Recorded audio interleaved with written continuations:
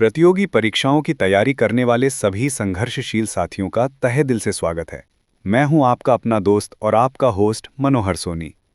पिछली कक्षा में हमने भारत के विविध भौगोलिक स्वरूपों का एक भव्य अवलोकन किया था। हमने एक ही अध्याय में पूरे भारत की भौतिक यात्रा की थी। आज हम अपनी गति को थोड़ा धीमा करेंगे और उस पहले और सबसे मौलिक विषय पर फिर से ध्यान केंद्रित करेंगे जिसने भारत को उसका अद्वितीय चरित्र प्रदान किया है। हम जूम इन करेंगे और विश्व के मानचित्र पर भारत के पते का एक विस्तृत पोस्टमार्टम करेंगे। आज का हमारा विषय है भारत का स्थान और विस्तार, location and extent of India. ये विषय केवल कुछ अक्षांशों और देशांतरों के आंकड़ों को याद करने के बारे में नहीं है। ये उन आंकड़ों के गहरे अर्थ को समझने के बारे में है। हम ये विश्लेषण करेंगे कि उत्तरी पूर्वी गोलार्ध में स्थित होने का भारत के लिए क्या मतलब है। हम देखेंगे कि कैसे हमारा लगभग 30 डिग्री का विशाल अक्षांशीय विस्तार हमें एक ही समय में उष्णकटिबंधीय और उपोष्णकटिबंधीय दोनों बनाता है, जिससे हमारी जलवायु, फसलों और जीवन शैली में अविश्वसनीय विविधता आती है।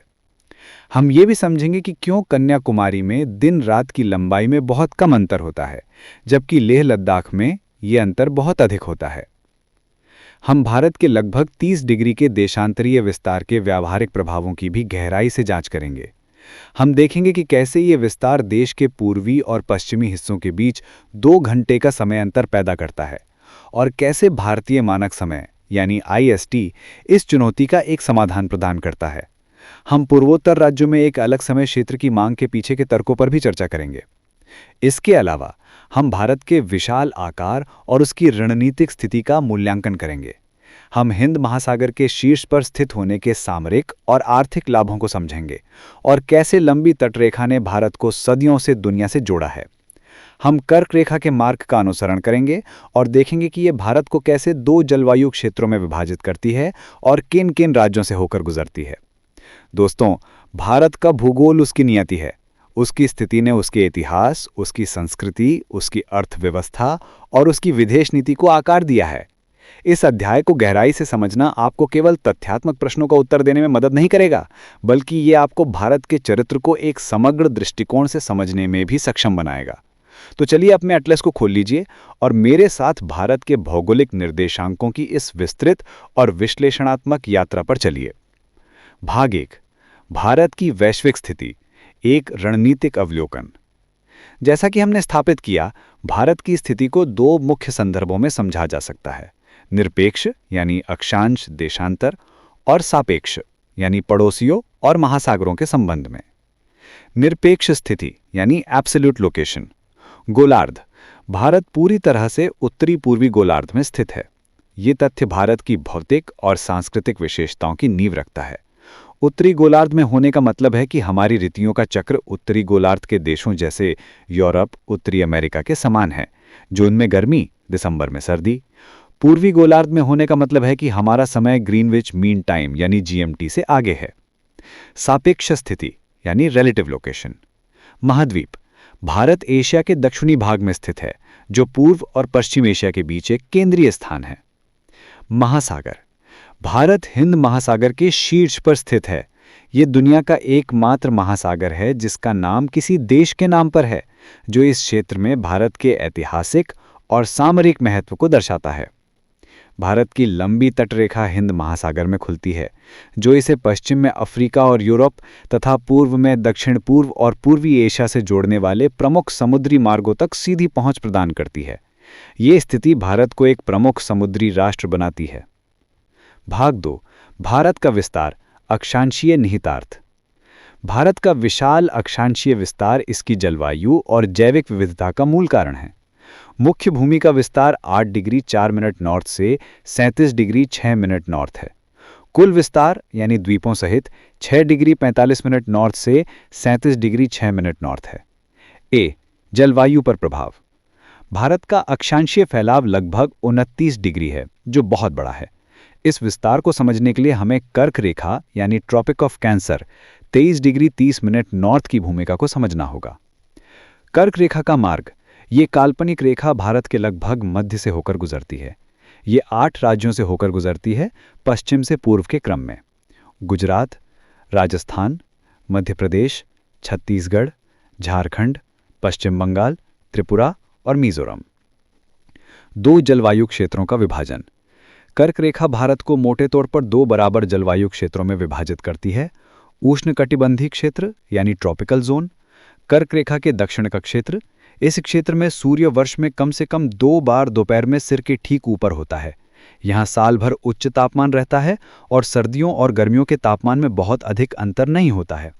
तटीय क्षेत्रों में एक सम जलवायु होती है। उपोष्ण कटिबंधीय शीतोष्ण क्षेत्र, सब ट्रॉपिकल या टेम्परेट जोन, कर्क रेखा के उत्तर का क्षेत्र। इस क्षेत्र में सूर्य कभी भी दोपहर में सिर के ठीक ऊपर नहीं होता है। यहाँ सूर्य की किरणें हमेशा तिरछी होती हैं। इसके परिणाम स्वरूप यहाँ स्पष्ट ऋतुएं जैसे गर्म गर्मी, ठंडी सर्दी, वसंत शरद होती हैं और वार्षिक तापांतर बहुत अधिक होता है। हिमालय का प्रभाव। हालांकि उत्तर भारत तकनीकी रूप से उपोष्ण कटिबंध में आता है, लेकिन इसकी जलवायु पूरी तरह से महाद्वीपीय प्रकार की है, जिसमें अत्यधिक गर्मी और सर्दी होती है। हिमालय इसे एक सच्चे शीतोष्ण क्षेत्र की तरह ठंडा होने से बचाता है, क्योंकि ये मध्य एशिया से आने वाली बर्फीली हवाओं को रोकता है। इस प्रकार हिमालय भारत को एक अद्वितीय उपमहाद्वीपीय जलवायु प्रदान करता है, जो अन्यथा नहीं होती। भाग बी, दिन और रात की अवधि पर प्रभाव। अक्षांश का सीधा प्रभाव दिन और रात की अवधि पर पड़ता है। नियम। भूमध्य रेखा पर साल भर दिन और रात लगभग 12-12 घंटे के होते हैं। जैसे जैसे हम भूमध्य रेखा से ध्रुवों की ओर जाते हैं, गर्मियों में दिन की लंबाई बढ़ती है और सर्दियों में घटती है। यानी दिन और रात की अवधि के बीच का अंतर अक्षांश बढ़ने के साथ बढ़ता है। भारतीय संदर्भ। Kanyakumari 8 degree 4 minute N. यह भारत की मुख्य भूमि का सबसे दक्षिणी बिंदु है और भूमध्य रेखा के बहुत करीब है। इसलिए यहाँ सबसे लंबे दिन और सबसे छोटे दिन के बीच का अंतर बहुत कम, केवल 45 मिनट का होता है। दिल्ली लगभग 28 डिग्री एन। यहाँ ये अंतर बढ़ जाता है। लेह लद्दाख लगभग 34 डिग्री एन। ये भारत के सबसे उत्तरी क्षेत्रों में से एक है। यहाँ सबसे लंबे दिन जून में और सबसे छोटे दिन दिसंबर में के बीच का अंतर 4 घंटे से अधिक का होता है। ये साधारण सा तथ्य कृषि चक्र, काम के घंटे और लोगों की जीवन शैली को प्रभावित करता है। भाग 3, भारत का विस्तार, देशांतर निहितार्थ। भारत का पूर्व से पश्चिम विस्तार भी लगभग 30 डिग्री है, जो समय की गणना के लिए महत्वपूर्ण प्रभाव डालता है। देशांतर विस्तार 68 डिग्री 7 मिनट ईस्ट से 97 डिग्री 25 मिनट ईस्ट। ए स्थानीय समय में अंतर। गणना। पृथ्वी 360 डिग्री घूमने में 24 घंटे लेती है, जिसका अर्थ है 1 डिग्री घूमने में 4 मिनट।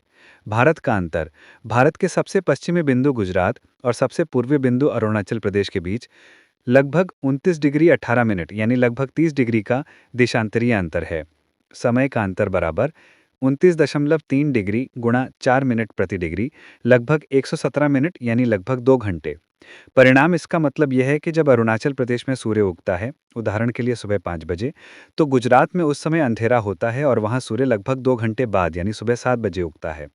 बी भारतीय मानक समय इंडियन स्टैंडर्ड टाइम आईएसटी एक आवश्यकता। यदि देश का हर हिस्सा अपने स्थानीय समय का पालन करता, तो यह रेलवे समय सारणी, हवाई यातायात, रेडियो प्रसारण और दैनिक प्रशासनिक कार्यों के लिए एक दो स्वप्न होता। एक व्यक्ति जब गुजरात से अरुणाचल प्रदेश की यात्रा करता, तो उसे अपनी घड़ी को कई बार बदलना पड़ता। इस भ्रम से बचने के लिए अधिकांश बड़े देश एक या एक से अधिक मानक मध्याह्न रेखाओं यानी स्टैंडर्ड मेरिडियंस को अपनाते हैं और उस मध्याह्न रेखा के स्थानीय समय को पूरे देश के लिए या एक विशेष समय क्षेत्र के लिए मानक समय के रूप में उपयोग करते हैं। भारत की मानक मध्याह्न रेखा। भारत ने 82 डिग्री 30 मिनट पूर्वी देशांतर यानी 82.5 डिग्री ईस्ट को अपनी मानक मध्याह्न रेखा के रूप में चुना है। चुनाव का कारण। इस देशांतर को इसलिए चुना गया क्योंकि यह देश के लगभग बीच से होकर गुजरता है, जिससे पूर्वी और पश्चिमी छोरों के लिए समय का अंतर संतुलित हो जाता है। स्थान। ये रेखा उत्तर प्रदेश के मिर्जापुर शहर, इलाहाबाद या प्रयागराज के पास से होकर गुजरती है। ये 5 राज्यों से होकर गुजरती है: उत्तर प्रदेश, मध्य प्रदेश, छत्तीसगढ़, ओडिशा और आंध्र प्रदेश। आईएसटी और जीएमटी यूटीसी के बीच संबंध। आईएसटी जीएमटी या यूटीसी से 5 घंटे 30 मिनट आगे है। गणना। 82.5 डिग्री गुणा 4 मिनट प्रति डिग्री बराबर 330 मिनट। 330 मिनट बटे 60 बराबर 5.5 घंटे। चूंकि भारत ग्रीनिच के पूर्व में है, इसलिए समय आगे है। आईएसटी बराबर यूटीसी प्लस 5.30। सी एक से अधिक समय क्षेत्र की बहस। भारत के विशाल देशांतरी विस्तार के कारण विशेष रूप से पूर्वोत्तर राज्यों में एक अलग समय क्षेत्र की मांग लंबे समय से की जा रही है।